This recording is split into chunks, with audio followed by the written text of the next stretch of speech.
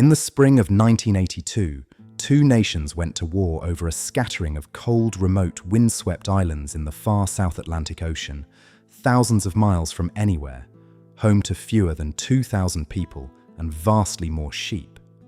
On one side was Argentina, which called the islands Las Malvinas and had claimed them as its own rightful territory for generations. On the other was the United Kingdom, which had governed the islands and called them the Falklands for a century and a half, and whose people there wished to remain British.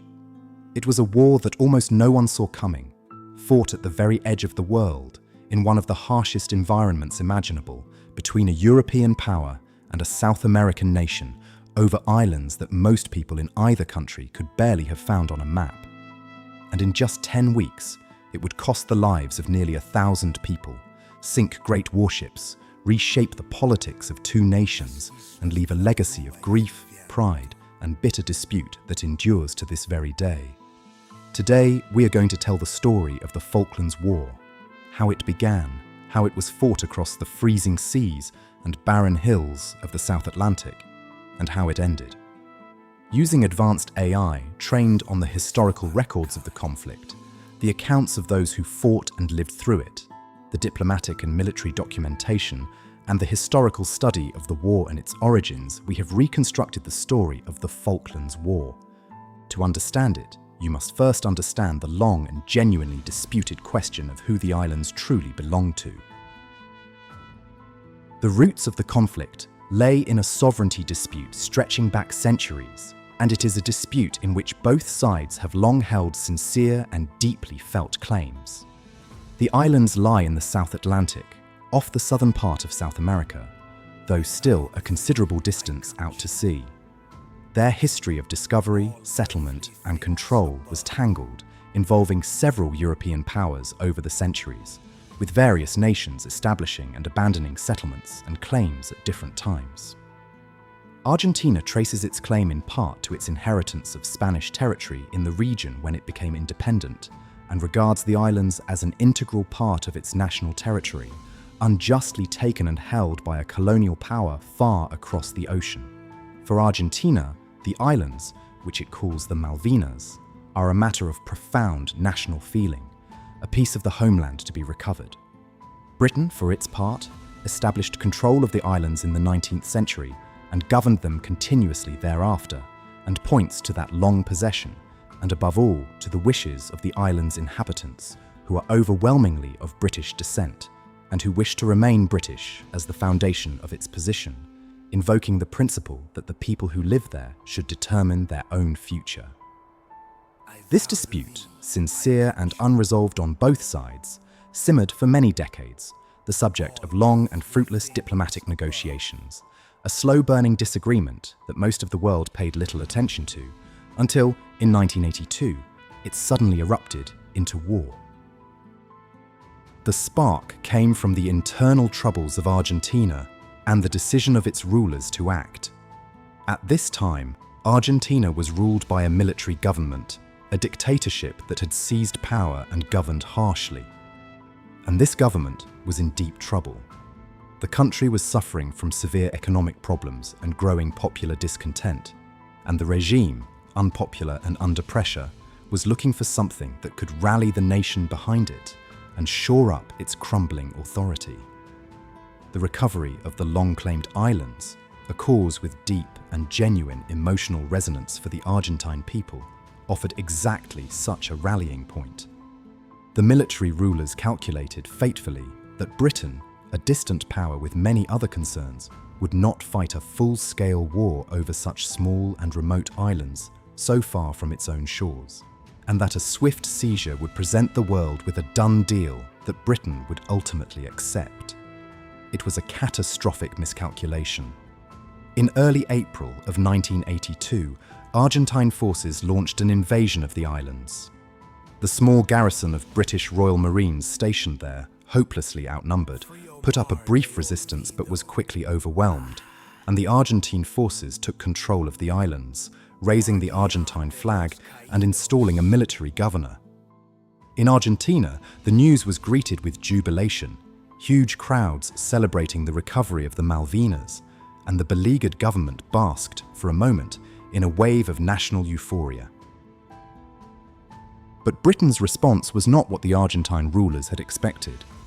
The British government, led at this time by a determined Prime Minister, reacted to the invasion with shock, outrage, and a resolve to retake the islands by force if necessary. The seizure of British territory and the placing of its people under foreign military rule against their will was seen as an act of aggression that could not be allowed to stand. And so Britain made the momentous decision to send a great military force, a naval task force, sailing thousands of miles across the entire length of the Atlantic Ocean to retake the islands. This was an extraordinary undertaking. The islands lay at an immense distance from Britain, and mounting a military campaign so far from home across such a vast expanse of ocean in the harsh conditions of the approaching southern winter was a formidable challenge that many doubted could succeed. The task force was assembled with remarkable speed. Warships, aircraft carriers, submarines, and requisitioned civilian ships, including great ocean liners pressed into service to carry troops, all hastily gathered and dispatched southward. As the fleet sailed, diplomatic efforts continued frantically, with other nations attempting to mediate and find a peaceful solution, but neither side would yield on the fundamental question. And as the British fleet drew closer to the islands, the prospect of war became a reality. The war at sea was the first and one of the deadliest phases of the conflict, and it produced its most controversial and tragic episodes. As the two forces closed, the fighting began in the waters around the islands, a modern naval war of ships, submarines, and aircraft. One of the most significant and tragic events came when a British submarine attacked and sank a large Argentine warship, an old cruiser with a heavy loss of life. Hundreds of Argentine sailors died, making it the single greatest loss of life of the entire war, and a deeply controversial act whose circumstances have been debated ever since. The sinking had a major strategic effect. After it, the Argentine Navy largely withdrew to safer waters, ceding much of the sea to the British, but the loss of so many young sailors was a grievous blow and a source of lasting grief and bitterness.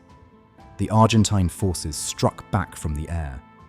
Argentine aircraft, flown with skill and great courage by their pilots, attacked the British fleet, and using modern missiles and bombs, they succeeded in striking and sinking several British ships, killing many sailors and demonstrating the terrible vulnerability of warships to modern air attack.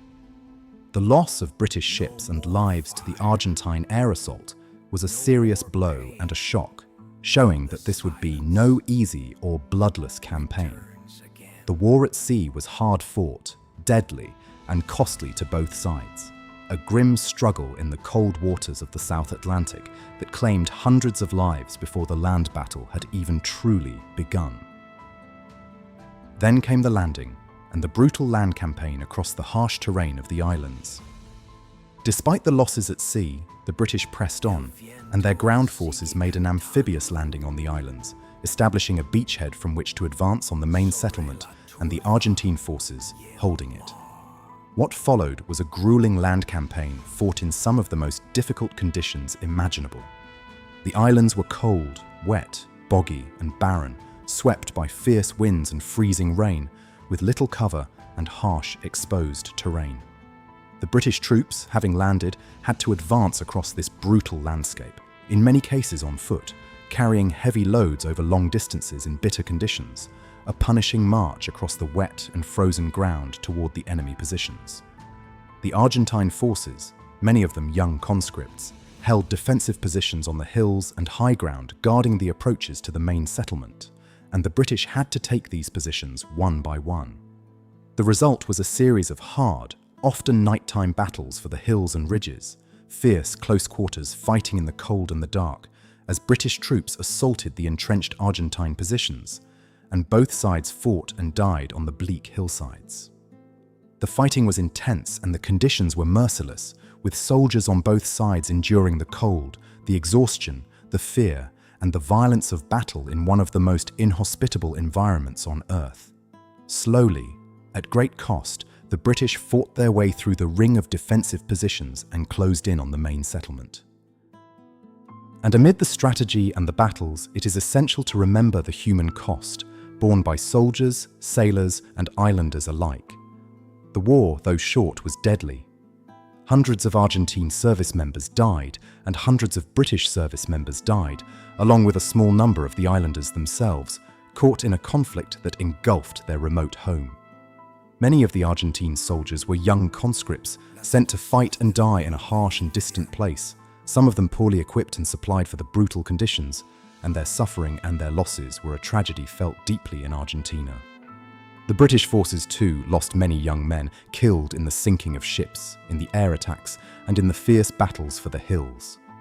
There were terrible individual episodes, ships struck by missiles and set ablaze, men burned, drowned and killed, soldiers falling in the assaults on the ridges, the grief of families in both nations receiving the worst possible news. Behind the strategy and the politics and the questions of sovereignty lay this fundamental human reality, that hundreds of people, most of them very young, lost their lives on the freezing seas and barren hills of the South Atlantic, and that many more were wounded, scarred, and marked forever by what they endured on both sides of a conflict fought at the very end of the world. The end came when the Argentine forces, surrounded and outfought, surrendered. After the hard-fought battles for the hills guarding the main settlement, the British forces closed in, and the Argentine garrison, its defensive positions broken, its situation hopeless, laid down its arms. In the middle of June, some 10 weeks after the war had begun, the Argentine forces on the islands surrendered, and the fighting came to an end. Britain had retaken the islands. The consequences, for both nations, were profound. In Argentina, the defeat was a devastating blow to the military government that had launched the war. The euphoria of the invasion had turned to the humiliation of defeat, the Iliad story and the discredited regime, its incompetence and its gamble exposed, soon collapsed, opening the way for the return of democracy to Argentina. In a strange and tragic irony, the war the dictatorship had launched to save itself instead destroyed it and helped bring about the freedom of the Argentine people from military rule. In Britain, the victory produced a surge of national pride and greatly strengthened the position of the Prime Minister who had ordered the campaign, reshaping British politics for years to come. The islanders remained British as they had wished, but the deeper dispute was not resolved. Argentina did not abandon its claim, and the question of the island's ultimate sovereignty remained, and remains to this day, a matter of genuine and heartfelt disagreement between the two nations. That was the Falklands War, a short but bloody conflict fought at the very edge of the world. A war between Argentina and the United Kingdom over a scattering of remote, cold, windswept islands in the South Atlantic, rooted in a long and sincerely felt dispute over who the islands truly belonged to, a dispute both nations had held to for generations. A war sparked by the gamble of a troubled military dictatorship, which seized the islands expecting no serious response, and which fatally miscalculated Britain's resolve to send a great fleet across the entire ocean to take them back. A war fought in 10 brutal weeks across the freezing seas and barren hills of one of the harshest environments on Earth, claiming the lives of nearly 1,000 people, most of them very young, on both sides. It ended in Argentine's surrender and British victory, and it reshaped both nations, bringing down the dictatorship in Argentina and helping restore democracy there and stirring a wave of pride in Britain. But it did not settle the underlying question. The islanders remained British as they wished, while Argentina held to its claim, as it still does today, and the dispute endures, unresolved, a source of continuing disagreement between two nations. The Falklands War remains a poignant and sobering chapter of recent history, a reminder of how a long-simmering dispute can suddenly erupt into deadly conflict, of the terrible human cost paid by the young soldiers and sailors of both sides, and of how two nations came to fight and die at the very end of the world over a remote and windswept scattering of islands in the cold South Atlantic Sea.